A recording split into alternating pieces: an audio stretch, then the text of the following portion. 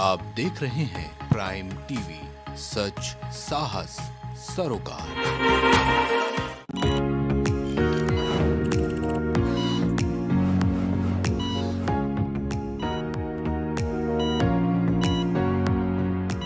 नमस्कार, आप देख रहे हैं प्राइम टीवी और मैं हूं आपके साथ नंदिनी यादव। स्वागत है आप सबका हमारे खास कार्यक्रम हेल्थ मंत्रा में। हेल्थ मंत्रा में हम सेहत से जुड़ी हर छोटी बड़ी जानकारी आप तक पहुंचाते हैं और आज हम बात करेंगे मुंह के कैंसर के बारे में। इस विषय पर ज्यादा चर्चा करने के लिए हमारे साथ मौजूद हैं डॉक्टर वीके जैसल। डॉक्टर, सबसे पहले आप हमारे दर्शकों को अपने बारे में थोड़ी ज्यादा जानकारी दे दीजिए। थैंक यू सो मच आप बुलाने के लिए यहाँ पे आपके हेल्थ मंत्रा कार्यक्रम में। मेरा नाम डॉक्टर वीके जैसल है और मैं एक ओरल पैथोलॉजिस्ट हूँ। ठीक है मैम, तो ओरल और डेंटल से संबंधित जो भी समस्याएं होती हैं उनको हम लोग प्रिडिक्ट करते हैं और उनका ट्रीटमेंट करते हैं। जी, सबसे पहले मैं डॉक्टर आपसे ये जानना चाहती हूँ कि मुंह का कैंसर क्या होता है और इसके क्या कुछ लक्षण होते हैं। मुंह का कैंसर, अगर हमारे मुंह के अंदर कोई भी परिवर्तन होता है तो उसको हम एज ए कैंसर डिटेक्ट कर सकते हैं, लेकिन उस परिवर्तन में जैसे कि दांत का ढीला होना, जो हमारे अंदर की म्यूकोसा है उसका चेंजेस होना, रेड दिख रहा है या वाइट दिख रहा है। दूसरी चीज़, मुंह में गांठ होना, मुंह से ब्लड आना, दांतों का ढीलापन होना, तो ये सब मुंह के कैंसर के लक्षण होते हैं। जी, डॉक्टर ये जानना चाहेंगे कि आखिर मुंह के कैंसर होने का क्या कारण होता है, किस वजह से ये गंभीर बीमारी होती है। मुंह के कैंसर होने के कई कारण हैं। पहला तो ये है कि आजकल लोग जो है तंबाकू, स्मोक एंड एल्कोहल का यूज़ ज़्यादा करने लगे हैं। उसके अलावा कुछ चीज़ें और भी हैं जो हमारे ओरल म्यूकोसा से संबंधित होती हैं, हमारे दांतों से संबंधित होती हैं। उसमें अगर चेंजेस आते हैं तो ऐसे लक्षण मुंह के कैंसर होने में सहायक होते हैं। जी, डॉक्टर अब ये जानना चाहेंगे कि इस गंभीर बीमारी से कैसे बचा जाए, क्या कुछ इसका उपाय है। इस गंभीर बीमारी से बचने के लिए पहले तो हमको early detection and early treatment, अगर हमारा कैंसर फर्स्ट स्टेज में डिटेक्ट हो गया है तो हम उससे निजात पा सकते हैं। लेकिन अगर यही हमारा कैंसर जो है वो सेकंड या थर्ड स्टेज में चला जाता है तब हमें प्रॉब्लम होती है और पेशेंट को जान भी जा सकती है। तंबाकू, एल्कोहल और स्मोकिंग ये सिनर्जिस्टिक इफ़ेक्ट दिखाता है। अगर कोई स्मोक कर रहा है, तंबाकू खा रहा है और साथ में एल्कोहल भी ले रहा है तो इसको लेने से क्या होता है कि जो सिनर्जिस्टिक इफ़ेक्ट आता है कैंसर डेवलप करने में वो ज़्यादा प्रोमिनेंट होता है और उस पर्सन में कैंसर होने की संभावनाएं ज़्यादा होती हैं। जैसे कि हमारे भारत में मेल्स में जो कॉमन समस्याएं हैं वो ज़्यादा कैंसरस होते हैं इन कंपैरिजन टू फीमेल्स।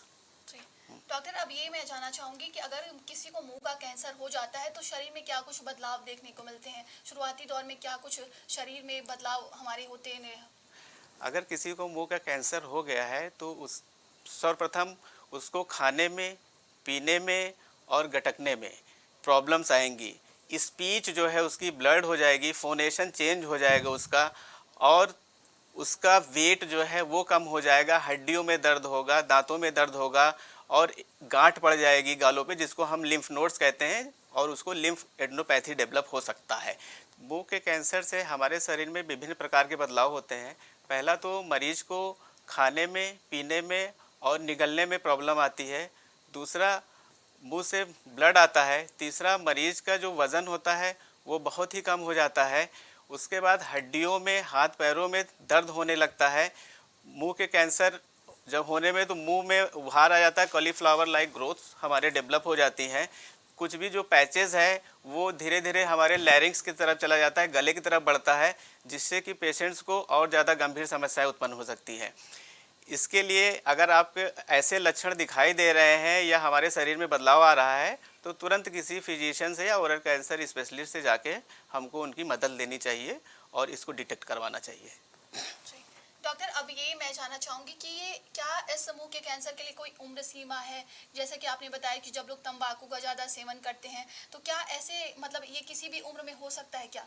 हाँ, पहले क्या था कि जो हमारा कैंसर होता था वो 50 से लेके 55 साल तक की उम्र के लोगों में होता था, लेकिन अब कैंसर की एज जो है वो धीरे धीरे कम हो गई है, क्योंकि जो हमारा खाना है, हमारा पीना है, ये सब प्रदूषित हो चुका है, सब केमिकल बेस्ड हो चुका है। पेस्टिसाइड्स का यूज होता है हमारे भोजन में, वो हमारे बॉडी में जाते हैं और हमारे सेल्स में परिवर्तन करते हैं, जिसकी वजह से जो है हमें ये सारे सिम्टम्स डेवलप हो रहे हैं।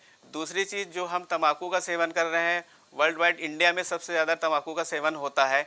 उसके अलावा लोग स्मोकिंग करते हैं, टोबैको च्यू करते हैं, तो उसके जो केमिकल्स होते हैं उसमें टैनिन्स होते हैं, फिनॉल्स होते हैं, ये सब हमारे म्यूकोसा को ब्रीच कर देते हैं और ब्रीच करके डीएनए में चेंजेस ले आते हैं, जिसकी वजह से हमारा मुंह का कैंसर जो है वो होने लगता है।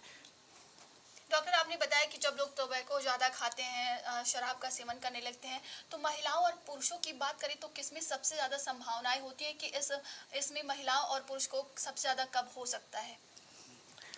महिलाओं और पुरुषों की अगर हम तुलना करें तो पुरुषों में मुंह का कैंसर ज़्यादा होता है, क्योंकि पुरुष जो है वो ज़्यादा ही टोबैको का इस्तेमाल करता है, अल्कोहल का इस्तेमाल करता है और स्मोकिंग करता है। महिलाएं पुरुष की तुलना में कम जो है इफ़ेक्टिव होती हैं, बिकॉज कि इन सब चीज़ों का इस्तेमाल जो है वो बहुत कम समय में करती हैं। जैसे मेल्स में हमारा जो परसेंटेज है वो लगभग आता है 11 से 12%, मेल्स में प्रीवेलेंस ज़्यादा होता है ओरल कैंसर का, और फीमेल्स में हमारा 4 से 5% है। वैसे तो जो ओरल कैंसर है उसमें लगभग मान के चलिए कि पूरे इंडिया में हम लोग ज़्यादा से ज़्यादा ग्रसित हैं और 50 से 60% लोग इसकी चपेट में हैं जो यूज़ करते हैं टोबैको और अल्कोहल का।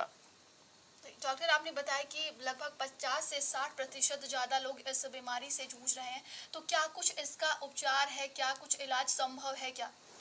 हाँ, पहले तो हमें तंबाकू का सेवन नहीं करना चाहिए, अल्कोहल नहीं लेना चाहिए, स्मोकिंग नहीं करनी चाहिए, क्योंकि ये सब ऐसे कारक हैं जो हमारे मुंह के कैंसर को डेवलप होने में हेल्प करते हैं, मदद करते हैं या इरिटेट करते हैं।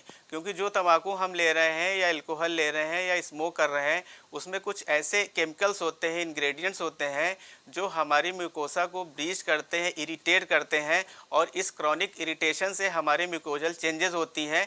म्यूकोसा मीन्स कि जो हमारे गाल के अंदर की स्किन है, टंग है, लिप्स है, इन सब में चेंजेस आता है और वो फिर धीरे धीरे लीड्स करता है मुंह के कैंसर को। वैसे तो प्री कैंसरस कुछ लीजन्स होते हैं जो स्मोकिंग करने से होते हैं, जैसे हमारा ल्यूकोप्लेकिया हो गया, इरेथ्रोप्लेकिया हो गया, ये सब ऐसे चीज़ें हैं। आमतौर पे आप अगर देखेंगे अपने घरों में ही या किसी फ्रेंड्स को या हम बगल पड़ोस में देखें जो स्मोकिंग कर रहे हैं या अल्कोहल ले रहे हैं या टोबैको का सेवन किसी भी फॉर्म में कर रहे हैं, उनके गालों में हम चेंजेस देखते हैं, स्लाइटली वाइटिश कलर चेंज आता है, जिसको हम ल्यूकोप्लेकिया कहते हैं, और ये शुरुआती लक्षण होता है।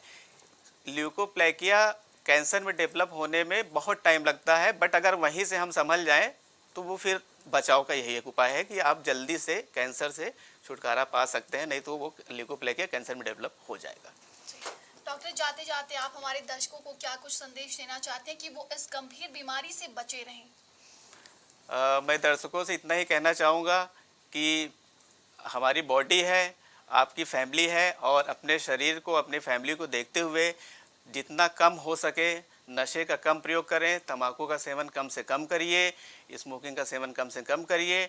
और हाँ, एक और ज़रूरी बात यह है कि कभी कभी हमारे अपने दांतों की वजह से भी कैंसर डेवलप हो सकता है, कि जैसे कि जो शार्प एज टीथ हैं, नुकीले दांत होते हैं, अगर वो बार बार म्यूकोसा को इरिटेट करेंगे तो वो बाद में कैंसर में चेंज हो सकता है, बट इतनी जल्दी नहीं होता है।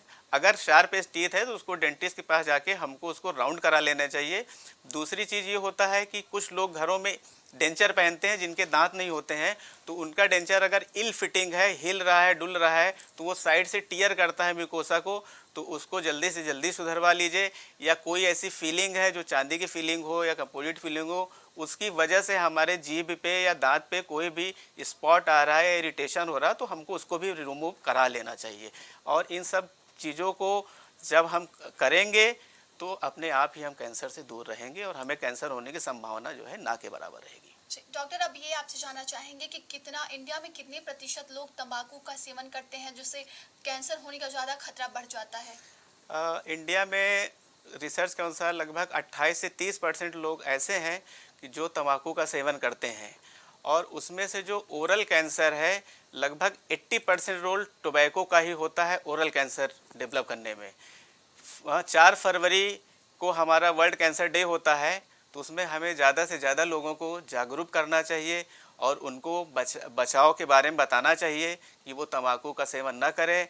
और हमारी गवर्नमेंट सरकार और उत्तर प्रदेश सरकार मिल के ये काम कर रही है टोबैको इरेडिकेशन का, कि लोग जो है कम से कम इन गंदी चीज़ों का सेवन ना करें, जिससे वो ओरल कैंसर से बचा जा सके।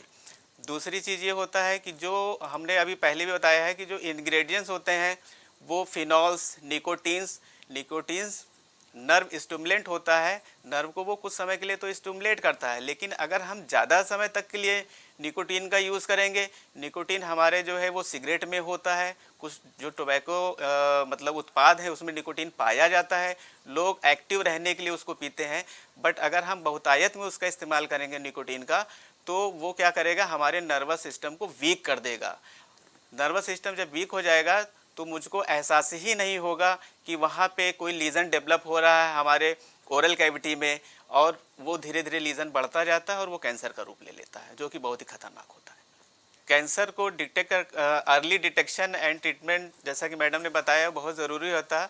तो उसमें अगर हमको कहीं पे गांठ दिख रही है या म्यूकोजल चेंजेस दिख रहे हैं तो उसको हमको बायोप्सी करवानी चाहिए। बायोप्सी के पश्चात हिस्टोपैथोलॉजिकल जो हमारा सिनेरियो आता है, जो डिटेक्शन आता है, उसके आधार पर हम ये बता सकते हैं कि इसको कैंसर हुआ है या नहीं हुआ है। कुछ शुरुआती लक्षणों में मात्र डिस्प्लेजिया हुआ रहता है, लेकिन अगर ओरल कैंसर हो जाता है तो हमारे सेल के अंदर हमारे चेंजेस आते हैं, जिसके आधार पे हम बोल सकते हैं कि इसको कैंसर हो चुका है, जिसमें न्यूक्लियर साइटोप्लाज्मिक रेशियो होता है, केराटिन पल्स वगैरह बनते हैं, वो हिस्टोपैथोलॉजिकल भी होता है। लास्टली अगर किसी को कैंसर हो गया है तो कीमोथेरेपी और रेडियोथेरेपी उसका एक पैलिएटिव ट्रीटमेंट पार्ट होता है, वो हमें कराना पड़ता है, जिससे आपका मरीज जो है कुछ हद तक उससे कैंसर से बचा रह सकता है। तमाम जानकारी के लिए बहुत बहुत शुक्रिया आपका डॉक्टर। आप जाते जाते हमारे दर्शकों को क्या कुछ संदेश देना चाहते हैं? मैं अपने दर्शकों से इतना ही कहना चाहता हूँ कि जितना हो सके तंबाकू का कम सेवन करिए, स्मोकिंग कम करिए और एल्कोहल कम करिए, और ना करिए तो ज़्यादा अच्छा है। उसके अलावा मैं इतना कहना चाहूँगा कि अगर आपको कोई डेंटल प्रॉब्लम है या ओरल प्रॉब्लम है तो अपने डेंटिस्ट से संपर्क करिए और उसको ठीक कराइए। डेंटल प्रॉब्लम में जो आपका ब्रोकन टीथ है या शार्प एज टीथ है, अगर वो बार बार म्यूकोसा को टियर करेगा, आपको टंग को टियर करेगा, तो वहाँ पे भी कैंसर होने की संभावनाएं बढ़ जाती हैं। अगर कोई आपके घर में डेंचर पहनता हो तो अगर वो डेंचर उसका ढीला है या इल फिटिंग है, कहीं से टियर कर रहा है, म्यूकोसा को गड़ रहा है, चुभ रहा है, तो अपने डेंटिस्ट से संपर्क करके उसको राउंड ऑफ करवाइए और तब उसको पहनिए, वरना इल फिटिंग डेंचर से भी कैंसर होने की संभावनाएं होती हैं। अगर आपने रेस्टोरेशन करवा रखा है, दांत में मसाला भरवा रखा है, कोई फिलिंग करा रखी है, वो फिलिंग आपको चुभ रही है, गड़ रही है, तो उसको राउंड ऑफ कराइए। टियरिंग नहीं होनी चाहिए। अगर म्यूकोसा में बार बार टियरिंग होगी, उसका एक्सपोजर ज़्यादा होगा, तो वहाँ पे फाइब्रोमा डेवलप हो सकता है और वो बाद में जो है कैंसर का कारण बन सकता है। तो ये थे हमारे साथ डॉक्टर वीके जैसल, जिन्होंने मुंह के कैंसर से बचने के लिए तमाम उपाय बताएं। दोबारा फिर मैं मिलूंगी आपके साथ, बने रहिए हमारे साथ, देखते रहिए प्राइम टीवी।